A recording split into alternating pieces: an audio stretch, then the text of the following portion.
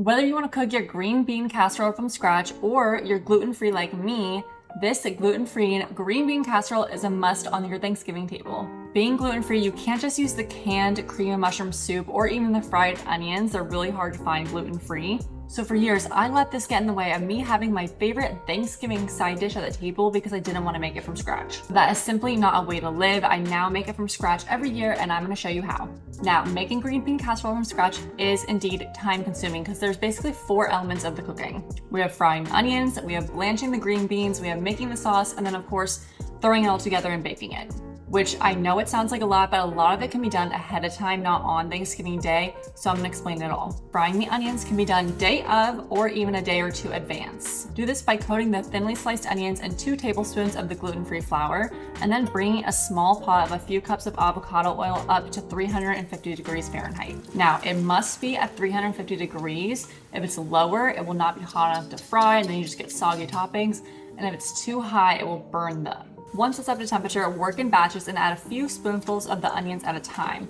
Fry for 2 to 3 minutes until they're brown and crispy, and then remove them and put them on a paper towel. Work in batches, do this until you're out of the onions. And again, this can be done 2 to 3 days in advance. Now, the second thing that can be done 2 to 3 days in advance is blanching the green beans. Bringing a large pot of water up to a boil and add a generous amount of salt. Working in batches, add 2 handfuls of green beans into the boiling water and boil for 1 to 3 minutes until they're fork tender but still have a little bit of a crunch. Immediately transfer those green beans into the ice bath. This stops the cooking process so they don't become mushy, and it also keeps them bright green. Do this with the remaining green beans and then dry and drain off. Now, if you do this a few days beforehand, you can just dry, drain them, and place them in the fridge for 1 to 2 days. For making the mushroom cream sauce, in a large pot over medium heat, add butter, and once melted, add the mushrooms. Saute for 3 minutes and then add the onions, seasoning with salt and cooking them as you go. This takes roughly 5 to 7 minutes. Stir in the minced garlic and saute for another 2 minutes. Next, sprinkle in 2 tablespoons of the gluten-free flour to coat the vegetables and make a roux of sorts. Then stir in the chicken stock and half and bring it up to a simmer. You'll notice as it starts to simmer, it will start to thicken.